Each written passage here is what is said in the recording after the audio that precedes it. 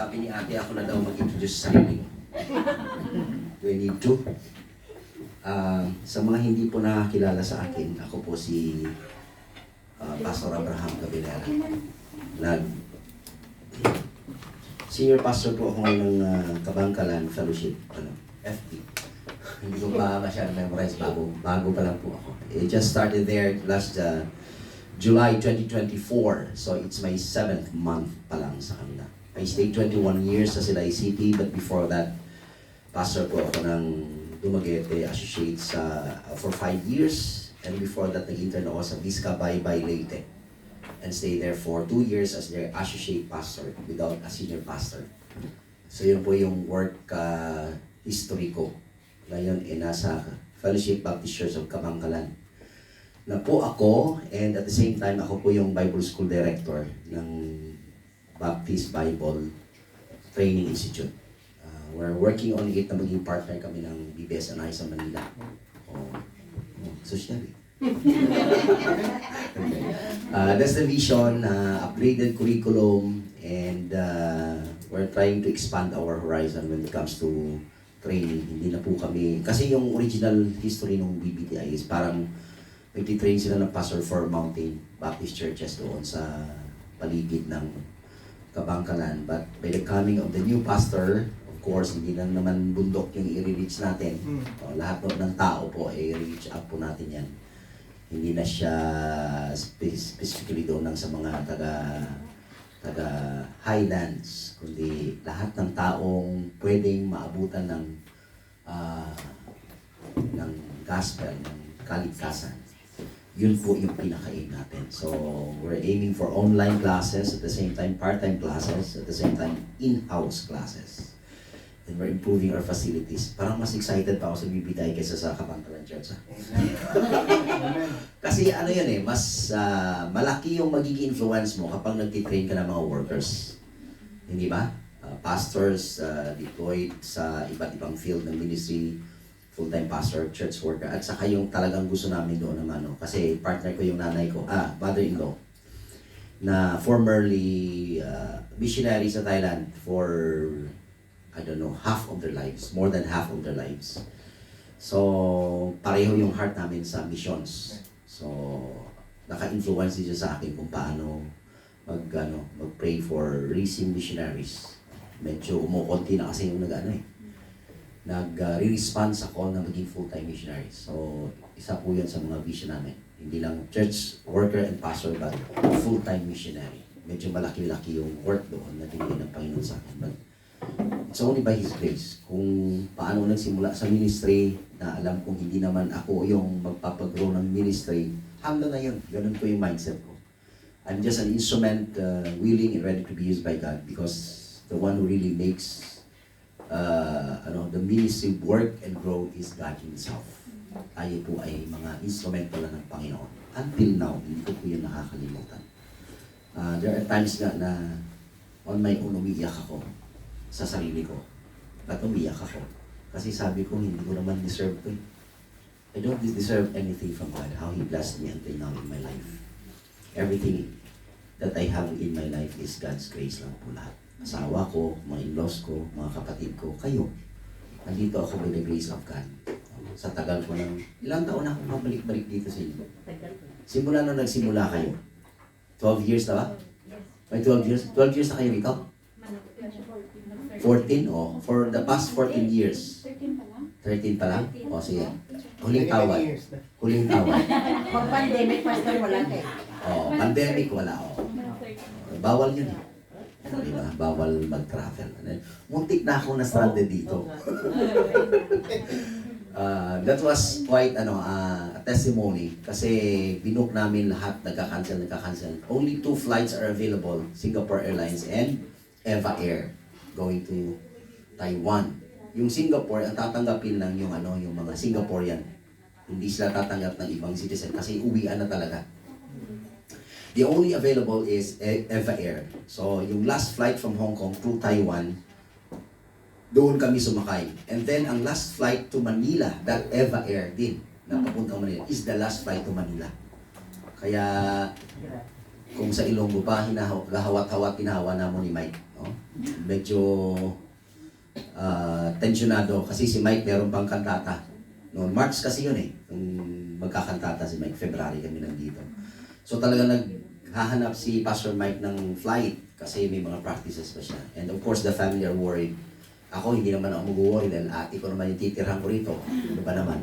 Hindi niya ako papakainin. Kaya lang, worried ako kasi yung asawa ko at saka yung anak ko, siyempre, maghihiwalay kami maybe for how many months, hindi natin alam kasi. Very uncertain ang times. But God is so good. Nung naka-land na kami ng Manila, nakahinga na si Pastor Mike. Siya lang. Ako, kahit dito humihinga na ako. But so, makikita mo yung pamamaraan ng Panginoon kapag hindi mo na alam yung gagawin mo. Yun yung kanta ni Pastor Spencer, di ba? You really don't know what will happen, but you just have to trust God. Especially in times that you don't know what's the reason why things are happening in your life. Okay. Konting testimony lang yun. Hindi background, testimony. Sabi ni ate, dapat maiksi lang daw. O sige, express message daw po ito. I'll try to finish in 30 minutes. Kaya no? Shall we pray? Father God in heaven, we thank you for this wonderful time. We thank you for giving us an opportunity to ponder upon your word. We're asking you to please guide us and bless us with the presence of the Holy Spirit as He fills us and empower us to understand and to receive the word with gladness and joy. At the same time, not just be a challenge, but prompt us to apply them into our personal lives. Thank you, Lord, on how you will speak to me, to your people. And Lord, by your grace, all these things can be done for the glory and for the honor of your name. Forgive us from all our sins, and may you remove anything that will hinder us to enjoy the word today. Glory be to your name. Father, we commit and we ask all these things in Jesus' name. Amen. If you have your Bibles with you, please open that in the book of 1 Corinthians chapter 12, verses 1 to 11.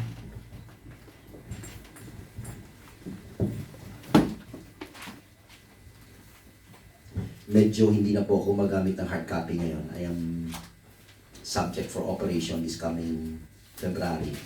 Kasi po hindi ako nakakita masyado. May katarak na po yung mata ko. So, yung tablet, nilalagay ko lang sa malaking font just to see them. Anyway, we will all stand up please and let us give respect to the reading of the Word of God. We will read this responsibly. I'll be reading from the King James Version. Okay? Responsibly po tayo. Verses 1 to 11. Now, concerning spiritual gifts, brethren, I would not have you ignorant.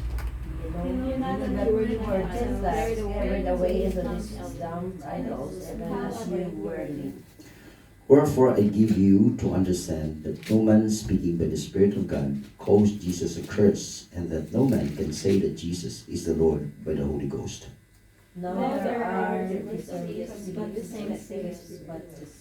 And there are differences of administrations, but the same Lord.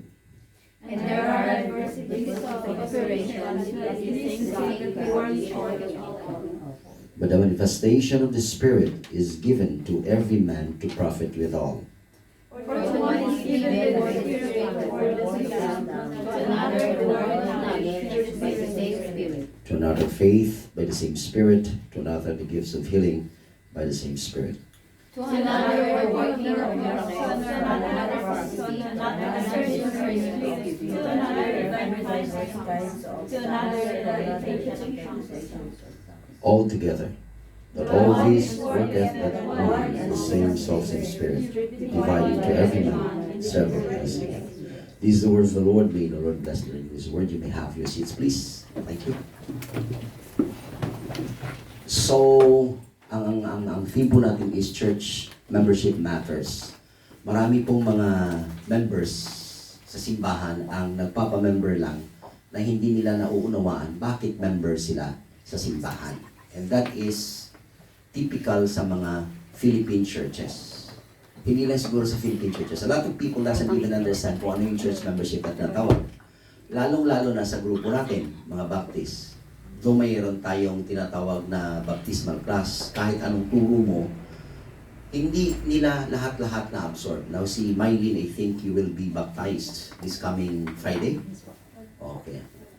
So, I think it will help you a lot if you listen to these messages kung ano ba talaga ang function ng isang church member. Kasi kapag tinanong mo yung kami, nag-interview kami doon sa sa Philippines, meron kami baptismal class, ako yung nag-interview. Tapos, kahit ilang ulit mo nang tinuturo, yung baptism eh hindi nakakaligtas, pag nagtatanong talaga ako, ano ang purpose ng baptism? Para mabawasan po yung kasalanan ko. O, para maligtas po ako.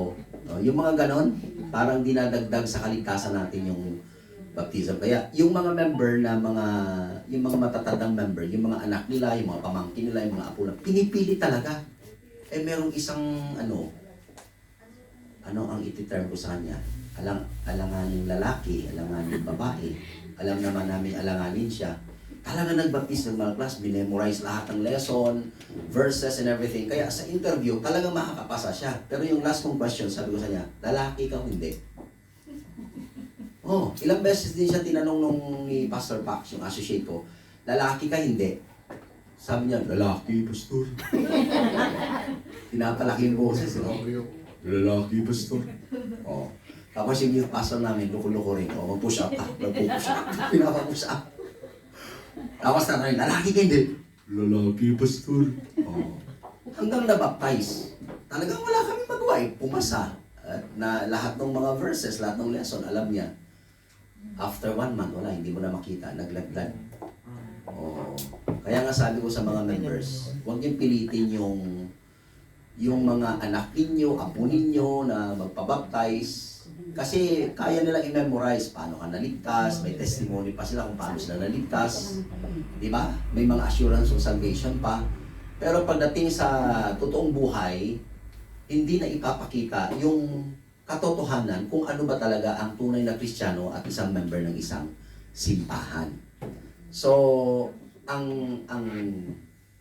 desire ko po sa atin ngayon is, they may sound basic, but I believe a lot of us does not fully know and understand and does not function well sa ating mga particular responsibilities and roles sa simbahan. So I pray na kapag natapos po itong series of messages, mas magiging malawak, mas magiging maliwanag, na tayo ay nagkakaunawaan, mababawasan ang kung saan pa yung pagsisikuhan, yung pag-aaway, yung hindi pagkakaintindihan, dahil ngayon alam na natin ay ganito pala ang church member. That's why I really want to emphasize that when I came to Kabangkalan, kasi nga ang laki-laki ng simbahan, 88 years, and I am just the 4th pastor. Imagine that, ang ganda ng simbahan kaya nag-grow. But the problem is when I came, a lot of them does not fully understand what a church member is. So ngayon, ang desire ko sa kanila, the same na desire ko, sa tagal ko nang nagpipreach sa inyo, sa tagal ko nang naririnig kung anong ginagawa niyo dito, ang ups and downs inyo, the way you treat each other from the church leader to the new ones na dumarating, I pray na after this simple explanation or exposition from God's Word, mas magiging maganda, mas magiging maayos ang pakikitungo natin sa isa't isa. Kasi importante ito. Yung 1 Corinthians kasi, sinulat ito sa Church of Corinth. And the Church of Corinth, if you want to understand, they are very talented. Mga taong grabe ang kakayahan na ibinigay ng Panginoon. Hindi lang sila talented, matatalino pa sila. Ang dami lang alam sa buhay. Tapos, mayayaman din sila. Mayayaman na mayayabang din. Kaya nga nag-aaway-away sila eh. Medyo merong mga factions, di ba? Sa simula ng sulat ni Apostle Paul, 4 na faction. I am of Paul, I am of Apollos, I am of Peter, and I am of Christ. Pati si Jesus Christ, ginawa nilang panabong. So 4 na manok. Yung nagsasabong sa simbahan ng Corinth. So there's a battle for personalities. And that is very, very crucial in understanding yung relationship natin. Sa simbahan, walang battle of personalities. There is only one person that should really prevail in our lives, and that's no other than the Lord Jesus Christ. Amen. There's no Paul, there's no Apollos, there's no Peter. They're just instruments like me, like Pastor Spencer, and the rest of us. Walang mataas po sa atin. Lahat po tayo, dahil lang sa biyaya ng Panginoon, niligtas niya tayo at dapat mamuhay tayo sa biyaya ng Panginoon at tayo ay maglilingkod din sa biyaya ng Panginoon. Hindi sa ating sariling kakayahan, hindi sa ating mga status, hindi sa kung ano pa man ang na-achieve natin sa ating buhay.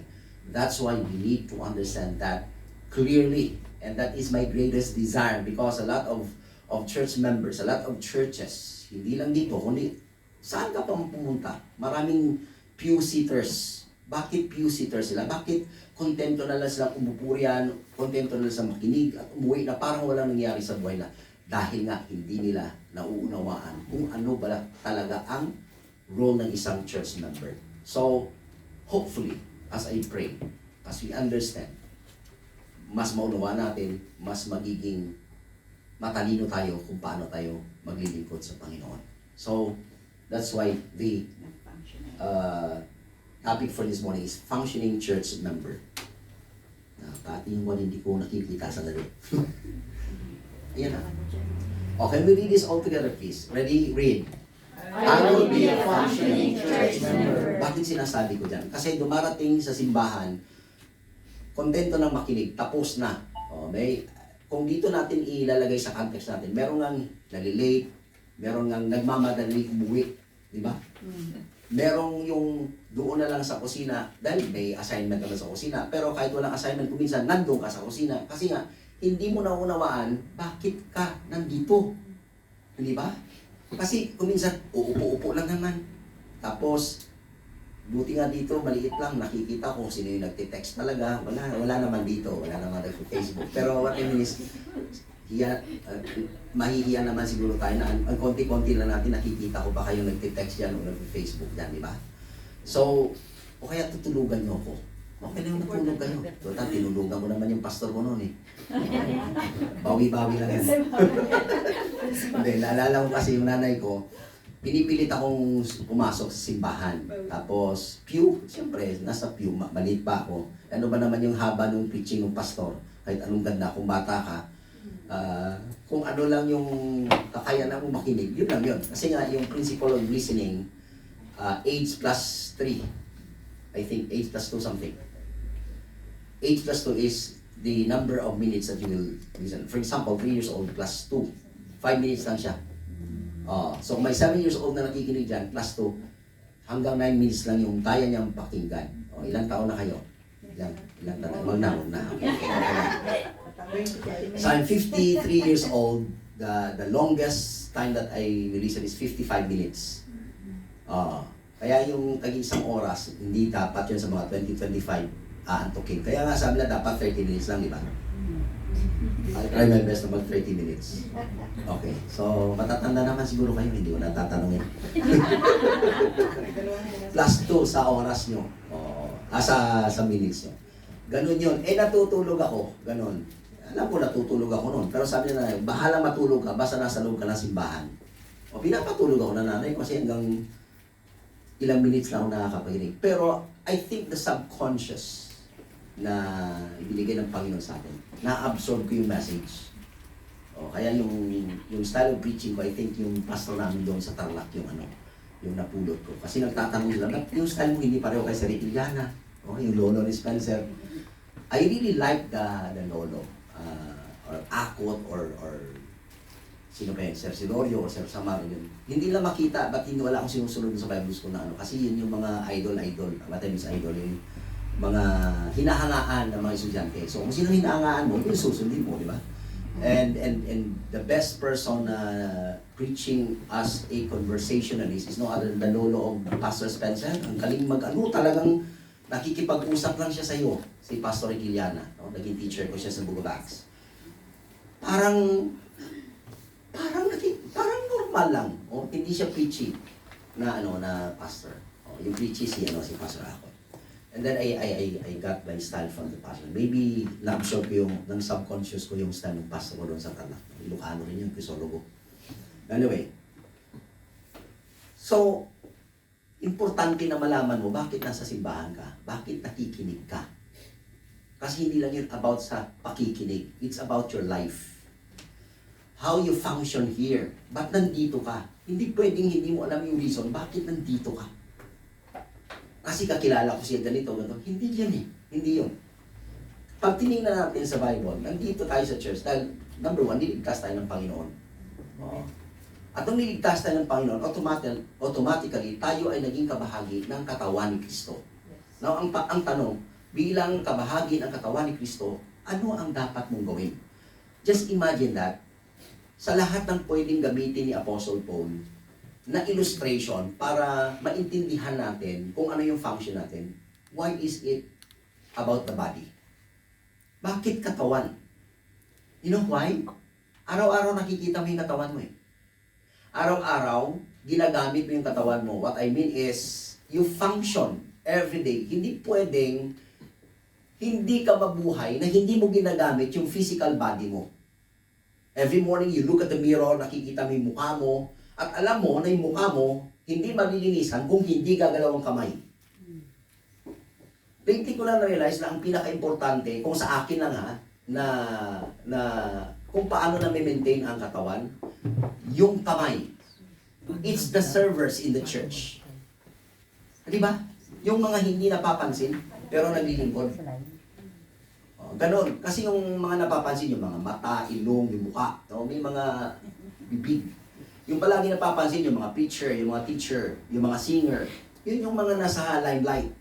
Pero itong kamay, yung mga server, yung nasa likod, behind the scenes, hindi napapansin, pero sila yung pinaka-importante yung function. Kung titingnan lang natin, kasi pag hindi ko malawang kamay, hindi mo matatanggal yung buta sa mata mo, hindi mo mahihilamos yung mukha mo, hindi mo malalagay yung makeup mo, hindi makakakain yung bibig mo.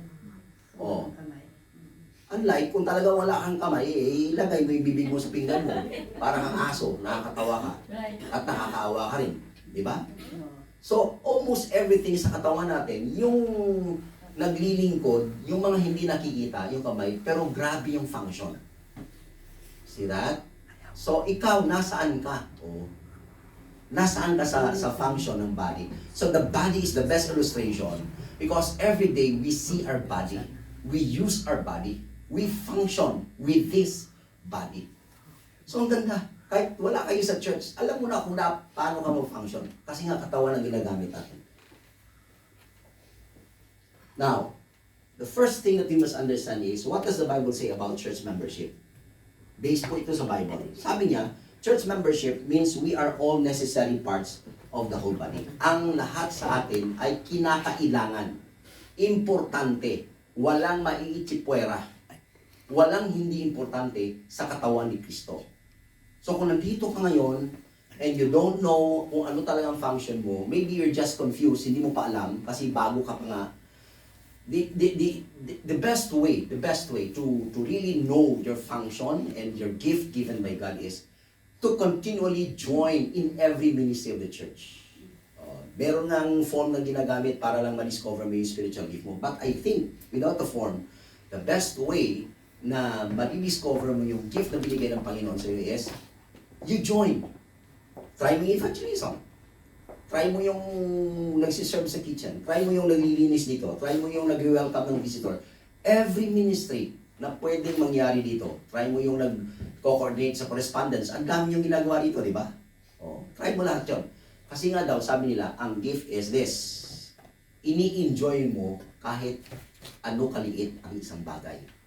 That is your gift. Like example, nag-welcome ka, ini-enjoy mo yun. Ah, okay. I have the gift of hospitality. Yung mga tahitahimik sa simbahan, ikaw yung kumakausap. Hi, hello, kumusta ka? You make people comfortable. That's the gift of hospitality. And I believe sa church, hindi masyadong napapansin yun. Pero kailangan natin yung mga taong may ganong gift. Kasi ang daming taong malulungkot, hindi nila alam yung ginagawa nila, pumupunta sa simbahan. Naghihintay lang na may mag-welcome, may aasikaso. Pag walang aasikaso sa kanila, ay hindi na ako babalik doon. Right. Di ba? Hindi welcome yung simbahan. Yung mga doon ang iingay, sila-sila lang, grupo-grupo. Andun ako, buong isang oras. Wala man lang pumansin sa akin, hi, hello, kumusta ka, sino ka, taga saan ka. Inadaan-daanan lang ako.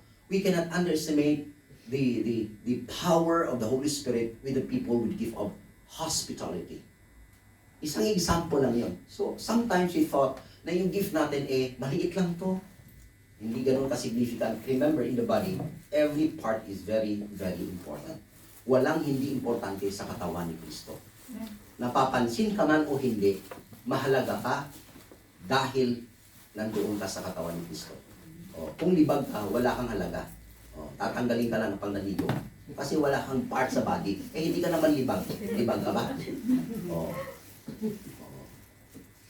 Libag ka, hindi ka ligtas. Kasi natatanggal ka. O, dumi ka lang sa katawan eh. Eh, hindi naman kaya tayo dumi sa katawan ni Kristo. O, mahalaga ang bawat isa sa atin. So,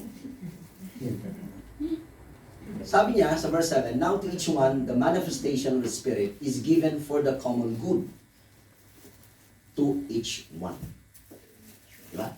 Kaya ang bawat isa ay mahalaga. Tapos, ang purpose doon is given for the common good. For the benefit of everyone. You're using your gift not for yourself. Kung minsan, ginagamit natin kasi akala natin doon tayo sisikat. Hindi po natin ginagamit ang gift para magpasikat. Right. Yun yung problema ng Corinthian believers. Ginagamit nila yung gift nila para ipasikat na ganito sila kagaling. Tandaan nyo, walang magaling sa church. Si Jesus Christ lang ang magaling. Amen. Gumagaling tayo kasi ang nagpapagaling si Jesus Christ. Ang nagbibigay ng power is the Holy Spirit. Right. On our own, we are all sinners. We don't have any ability. That's why sinabi nga, the manifestation is from the Spirit. Sila? The ability is from the Spirit. So pag sinabi manifestation, the power to perform is not coming from you. Kasi kapag ginamit mo yung isang talent mo o gift mo na walang manifestation ng Holy Spirit, wala yun. Short-lived. Walang power yun. So kapag kumanta ka yan na hindi filled ng Holy Spirit, ay, ang ganda-ganda ng kanta, tapos wala na. Mafe-feel mo yun eh, kung spirit-filled yung tao na kumakanta, na nagpipreach, na nagsiserve, kahit na sa quiet na pamamaraan niyang nagwawalis lang yan, makikita mo itong taong ito na puspos ng banal na espiritu. Kasi nafe-feel mo na yung pagsiserve niya is really empowered by the Holy Spirit. Amen. So mahalagang malalaman natin na yung ginagawa natin dito, hindi po nanggagaling sa atin yon. Ginawa ng Panginoon sa buhay natin para tayo ay gumaling sa paglilingkod sa Kanya. Hindi dahil tayo ay innate na talagang magagaling. Pag ganun po nangyari, magiging kapareho tayo ng Corinthian believers na mag-aaway-away palagi. So each member has a gift. Every gift matters for the church to grow. It is for the benefit of others. Tandaan nyo ha, it's not for your own benefit. Hindi para sumikat ka, kundi para mag-function ng mabuti ang katawan ni Kristo. In this particular local church, for example, buong katawan ni Kristo, universal naman yan. Pero dito, lagay natin, i-localize natin. Just imagine kung may isang pasikat sa inyo, doon nagsisimula ang away. May Katoliko rito. Ba't biglang Hindi, Pastor. Reminder yun ng Bible ko. Okay. Akala ko may simba. May misa na tayo. Nagulat ako So sila, NIV, tinan niyo yung NIV. But the manifestation of the Spirit is given to each one for the profit of all. So yung gift mo, it's not for your own good. Tandaan mo ha. So hindi ka nagluluto para sabihin mo, ang galing ko magluto. Di ba ganon? Ang iba hindi magaling. Walang ganon. O ang galing kong magwalis. O ang galing kong kumanta. Walang ganon sa gift. Kapag sinabi mong ikaw lang yung magaling, hindi yung gift. Kayabangan yun. Di ba? Yeah. Pero kapag ang lahat ay masaya dahil masarap ang luto, lahat ay masaya, it's the gift. Sabi nga nung nanay ko, kapag nagluluto ka, huwag kang galit. Alam niyo yun? Huwag kang reklamador. Kasi papangit yung lasa nun. Mararamdaman yun ng mga kumakain. Ang tatay ko nga sabi niya, kapag nagluluto ka ng ampalaya, huwag kang magsasalita. Oo, papait daw yun. Oo, totoo yun. Kasi sa amin, yung munggo, nilalagyan ng ampalaya na dahon. Eh kapag maingay ka, yung ampalaya nagtatampo. Kapag ginaya, pait-pait. Kasi nga, maingay, may nag-aaway. Oh, may effect yun. Lately ko lang nabasa sa Facebook. Hindi nga sa Facebook sinabi na ng asawa ko. Kasi inactivate ko yung yung Facebook ko, social lang share. Sabi niya, merong photo na don't say anything negative, serious man o joke sa sarili mo. Because unconsciously, your body feels it. Kaya sa umaga, huwag niyo sabihin, ay, ang pangit-pangit ko. Huwag niyo sabihin yun. Nararamdaman ng katawan yun. Kaya pag sinabi niyo, ang pangit-pangit nyo, pumapangit ka. Diba? O pagod ako, huwag niyo sabihin yun. Sabihin niyo sa sarili niyo, ang ganda-ganda, anak ako ng Diyos. Kaya every time umaharap ako sa lamin, talaga sa ay, ang gwapo-gwapo. Sa sarili mo lang, walang nakikinig. Ngayon sinasabi mo lang as an illustration, okay? Para maintindihan mo. Sabi mo, ang gwapo-gwapo. Heartthrob ka. Kapag lumabas ka dyan sa bahay, mukha kang artista. Ginaganon-ganon ko talaga. Pinatesting ko lang. Ang sabi, yung present generation tawag doon is manifestation. I-manifest mo sa sarili mo. Kung ano ang Panginoon sa buhay mo. Ganon. Nangyayari yan kapag minamanifest mo. So sabihin niyo sa sarili niyo, huwag niyo sabing pangit kayo o ang pangit ng buhok. Alam niyo, ang pinaka-sensitive na part ng katawan, yung buhok. Huwag niyo sabihin yung buhok, pangit ang buhok ko, pangit talaga yung buhok niyo. Kasi buhay lahat yan eh. That's one thing we don't realize. So same sa katawan ni Kristo. Anything negative na sinasabi natin, it has an effect on each one of us. At kapag may effect yun sa katawan ni Kristo, pati ikaw magsasuffer. Yes, right niya. Diba? Hindi ba natin nare-realize yun? Kapag magulo ang simbahan, hindi lang sila yung magsasuffer. Pati ikaw na gumawa ng gulo, magsasuffer din. Kasi nga, naging selfish ka. So no one should be selfish in the church. It is for the profit of all. It is for the good of each and every one. That's the purpose of church membership. Dapat maunawaan natin yun. So the church is the body of Christ is the only place where you can use and grow your spiritual gift. Kasi may mga tao na, okay lang naman hindi ako magsimba. Pwede ba yun? Let's say ikaw ang ulo, ay wag ang ulo, si Jesus Christ ang ulo. Meron bang dalang ulo? May mga galing ng Pilipinas, pumunta dito, faithful doon, pagdating dito, wild. Pero may mga dito naligtas, naging faithful. Depende. But imagine, ikaw yung paa. Gusto mo gumala dito sa Hong Kong. Anong itsura ng katawan na walang paa? Pangit, di ba? Mas pangit yung paa na nag-iisang naglalakad. Nakakita na kayong paang nag-iisang naglalakad dyan? Gumaganong-ganon sa daan? Di ba ang pangit tingnan? That's why, ito, next ko na. A believer of Christ who thinks he can serve alone is a horrific sight.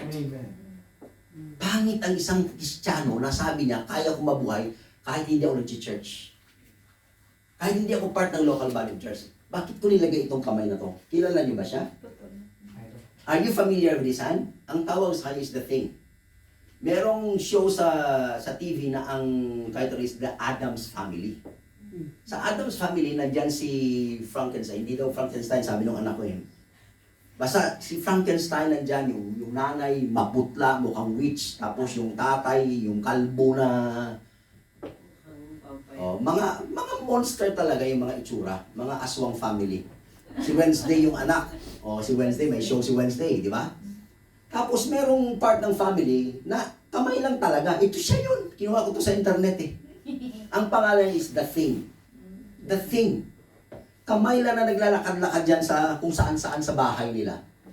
Oo. Kamay lang siya. O imagine, ikaw, member. Kamay ka lang. Ikaw lang mag-isa, wala kang katawan. Tapos lalakad-lakad ka dyan. Anong iisipin ng tao sa'yo? Sisipain ka kasi nga, unlikely na may kamay na naglalakad. Na siya na mag-isa. Ganito ang itsura ng isang member na feeling niya hindi niya kailangan ng local body of believers. Na hindi niya kailangan mag-function together with the other parts of the body. You are a monster. Walking monster. Literally. So anong mangyayari sa isang buhay na separated sa body ni Christ? Papapariwara ka. Pangit kang tingnan. So if you think you can function alone without the help of the whole body, then you are a monster. Do you know that? You are an ugly thing, an ugly sight. And we don't want to be an ugly sight being a part of the body of the Lord Jesus Christ. So question, do you have that attitude sa sarili mo na, kahit wala kayo, kaya ko to? Sa katawan ni Kristo, hindi pwede yun. We need each other because everyone is important in the body of the Lord Jesus Christ. Walang hindi mahalaga sa katawan ni Kristo. Ang bawat isa ay mahalaga. Second, membership means we are different but we still work together. Hindi naman kinakailangan dapat pare-pareho tayo. Kaya nga iba-iba tayo eh. Kasi ang pagkakaiba natin, yun yung nag-unite sa atin. Yung pagkakapare-pareho, ang tawag doon, uniformity. Hindi unity. Di ba? Ang unity is, in our differences, we become one. Kaya sinasabi, ay nagkakaisa sila. Dahil, despite of their differences, sa pagkakaiba, naging isa sila. Paano nangyari yun? Of course, because of the Lord Jesus Christ. There are diversities of gifts, but the same Spirit. There are differences of ministries, but the same Lord. Same Spirit, same Lord. And there are diversities of activities, but it is the same God who works all in all. Kita nyo? Yung gift iba, pero galing sa Holy Spirit. Yung ministries, iba-iba rin. Hindi naman lahat tayo nag-evangelize. Hindi naman lahat tayo is mga cook. Hindi naman lahat tayo is nandyan sa office yung gumagawa. Si Vanessa yung gumagawa. Naalala ko, sabi ko may pumalit kay Ate Juliet. Naalala ko, nung dumating ako una, yung gumagawa ng gawain mo, si Ate Juliet, nag-worry si Ate Loran, sino kayong papalit kay Juliet? Yung pala, ikaw yung papalit kay Juliet. Oo. May mga nawawala dito, pero may pumapalit sa nagiging bakante. Kasi nga, ministries are diverse. Different. So, hindi mo sasabing, ay, gusto magluto na lang ako na magluto. Baka may iba ka pang ministry. O baka hindi ka talaga sa lutuan. Pinipilit mo lang. Kasi parang sikat yung nagluluto rito eh. Sikat ba yung nagluluto rito? O, ganun ba? Nag-oo ka kasi nagluluto ka. And there are diversities of activities. Hindi naman pare-pareho activity. Hindi mo sasabihin, dapat ganyan palagi yung gawin natin. No. There are different activities in the church. And all these differences become one because of the same Spirit, the same Lord, and the same God who works all in all. Ang Panginoon ang nag-orchestrate, bakit tayo nagko-coordinate lahat. So everyone has a role to function. There are diversities of gifts, but the same Spirit. So dapat tandaan natin, may role tayo. Huwag nating agawin yung role ng iba. Kaya nga sabi ko, alamin mo kung saan ka nag-i-enjoy na ministry. And be the best in that ministry. And when I say be the best in that ministry, hindi ka dapat magiging mayabang kasi the best ka doon. Naging the best ka kasi yun yung pwesto, yun yung lugar na kung saan kanilagay ng Holy Spirit. Hindi ba? Sino naglagay sa yun? Hindi ikaw.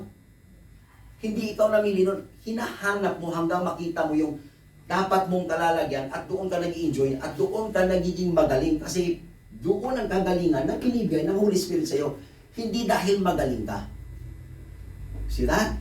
So, everyone has a role to function. And then, we are all different but necessary part of the whole. Ano sabi sa verse 5? Therefore, there are differences of ministries. Maliwanag, di ba? Hindi ko kailangan lumayo sa Bible. Nasa Bible, hindi na natin inuunawa. Maliwanag na maliwanag. Walang isang ministry na magaling. Lahat ng ministry ay magaling dahil sila ay nanggaling lahat kay Jesus Christ. Walang ministry na hindi galing kay Jesus Christ. If it is a ministry na hindi na ma-magnify Jesus Christ, it's not Christ's ministry. It's your selfish personal ministry. So very, very important to understand that particular role. And then last here is each part has to do with the work of the whole body will suffer. Pag hindi ka nag-function, walang mangyayari. And there are diversities of activities. Kaya nga sabi ko kanina, tinitingnan ko yung kamay ko, imagine if this will not work. Hindi gaganda yung mukha, hindi malilinis yung katawan, hindi tayo makakapag-business. Ito yung pinaka-functional kung titingnan natin. Pero ang tanong, siya ba ang sikat? Hindi, no? Yung ginawa niya, yun yung sumikat. Kung gumanda yung katawan natin, ang gumawa nun ang kamay. Pero hindi sinabi ng kamay, ang ganda ko. Di ba? Ang sasabihin ng tao, ang ganda-ganda mo ngayon. Pero walang ginagawa yung kamay. Hindi gumagano ng kamay. Ako yun. Di ba? Walang gumagano na kamay. Ano sinasabi ng katawan? Pag sabi, ang ganda mo ngayon. Salamat. Di ba? The whole body enjoys. Hindi na yung kamay. Hindi yung pag sila ganda-ganda mo, gumagano-ganda yung kamay. Ako yun. Ako yun. Minsan yung ganong number, no? Kapag, ay, ganda-ganda ng church. Ako yun. Ako yun. Dadaan-daan agad. Hindi ikaw yun. Ang kakayahan ay nanggaling sa Panginoon. So, sana ako. At ano nangyari? Ano ba natin? Bumalik ka. Bumalik ako. Okay, look at this, ha? Para may illustration na tayo. God is the source of the varieties of gifts, varieties of ministries, varieties of texts. Ito yung sinasabi ko. Many members but one body. What's the body? The body of the Lord Jesus Christ. That's how we look. Hindi pwedeng maging, walang member na pwedeng maging ulo. Yes, inyo? Only Christ is the head. Kung may leadership sa church, under sila sa head. Hindi na sila ang head. Sa bahay, kung ang tatay ang hari ng tahanan, hindi mo sasabihin ang ina ang alas. Hindi ganon. O leeg o ano dyan. Walang mataas. Sa ino. Okay, huwag na. Every pastor, I will close. Tama na yun, may lang ang message. Every pastor, wag na, alam mo naman ginagawa niya sa mga husband niya, okay na. Every pastor is an keeper. Every member is a minister. Anong ibig sabihin nun? Nakuha ko ito kay Rick Warren, nung matagal ng panahon. Look at these pictures. The best picture is the first one. Kita nyo na siguro kung ano kaganda ang coordination kasi ang leader, are you familiar with the Dragon Boat Festival? Di ba? Merong nagtatambol, merong nag-a-announce for proper coordination. Yung nagtatambol, yung rhythm ng galaw ng lahat na pare-pareho, naka-coordinate, and then sumisigaw for encouragement itong leader. So one direction, mabilis, walang kumukontra. Ito, may mga church member na ganito yung ginagawa simbahan. Meron yung mga nag-work, mangilan-ngilan, tapos yung leader, relax. So yung ibang mga member, okay din, pabanjing-banjing din sa simbahan. Ay ganun eh. Ang hirap pa yung gumalaw. Kaya mabagal ang growth ng simbahan. Kasi may mga nagtatrabaho, pero meron din mga ano, na nanonood lang. Kapag dumating yung simbahan, kayo dyan, hindi ko trabaho yan, bahala kayo dyan. Ang ganda ng simbahan kapag dumating yung tao, anong matutulong ko? Diba? Lalong-lalo kayo, obvious kayo rito, konti nyo. Doon sa Kabangkalan, hindi. 450 ang average namin.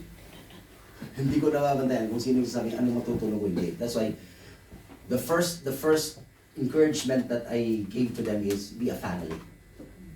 Alam niyo ang Kabangkalan is a very formal church. Very formal. I came from a very non-formal family atmosphere church. Yun yung na-create na atmosphere doon sa amin. I think it reflects my personality. I am very family-oriented. Hindi ako sanay sa formalities. Mag-address sila doon, this is not to put them down, but para makita nyo lang. Kasi sa may mga churches na ganito ka-formal. When they address each other, they address Mr., Mrs. So pag nag-meeting kami, let's say, Mr. Hitiliana, can you please read the minutes? Okay? Any question from the minutes? Mr. Taton, do you have any question? Mr. Taton, ganun sila mag-address. Ako parang biglang, sabi ko, mukhang strange. Kasi nanggaling ako sa relax. Not disorderly, relaxed, relational family atmosphere when we have meeting. Masaya. Nagtatawanan kami. Ito kung talagang parang mga bureaucrats na turo-turo gano'n. Sabi ko, pwedeng simula ngayon, ang tawagan natin hindi na Mr. So-and-so. Isang church tayo eh. Katawan tayo ni Kristo. Tapos mag-address tayo, Mr. So-and-so, Mr. engineer ganito, engineer ganyan, doktor ganito. Simula ngayon, ang tao ko sa inyo, si Manong, si Manang, si Tito, si Tita. Ganun ba? Oo. So, na-break yun. Simula nun, tinatawag ko na yung mga deacons na si Tito, si Kuya, o kaya si Manong ganito. Oh, pwede mo. So, na-relax. Na-relax. Pero meron talagang kapag tumawa, nagpapatawa ko, sabi niya to, pati tawa, formal na formal eh. Oh, ganun talaga mga tao, wala tayong magagawa. Now, hanggang sa church, yung mga matatanda, sabi ko, ang tao kasi mga lolo, lola, ganun. Tito, tita. Meron doon na member talaga sabi. Pastor, yung tawag ng mga anak ko doon kay nanay mo, yung mother-in-law ko, auntie. Mas closer pala yung auntie para sa kanila kaysa sa tito, tita. Oh, so from now on, tatawagin mo na akong uncle. Member yan. O sabi ko, ay, uncle. Basta, tawag ko sa kanya, parang tuwan-tuwa siya. Sabi niya, pastor, tuwan-tuwa ako. For the first time, meron akong pamangkin na pastor. The wall has been broken. In the family of God, in the church, the body of the Lord Jesus Christ, we are family. Amen. There should not be any wall that divides and separates us. All differences are for one goal. Ang differences hindi para gawing away. Ang differences gawing magkaisa to move forward. Tingnan niyo yung last, itong pinakamatindi. Gusto niyo? Kanya-kanyang direksyon. Mamatay na lang kayo. Oh, hindi gagalaw, hindi mag-grow ang church. Kasi nga may kanya-kanyang ministry. Ako dito, bahala ka riyan. Kayo ang sisira ng simbahan. Alam niyo yun? Oh. Huwag tayo yan. Dito tayo. There's one leader, one head, the Lord Jesus Christ. Appointed leaders, then we follow the leaders appointed by the Lord Jesus Christ. So, that's the meaning of that. Every pastor is an equiper. Every member is a minister. Each one of us must function the way God has designed us to do. And that's the message. I pray we understand that. Shall we pray? Father God in heaven, we thank you for the message this morning. We thank you for the challenge, the reminder. And I pray as we go along, things will be clearer when it comes on how we could properly and effectively minister by the grace and by the power of the Holy Spirit in our lives. And we know these things may be glorified and honored. Thank you, Lord, for answering this prayer. For we commit and we ask all these things in Jesus' name. Amen.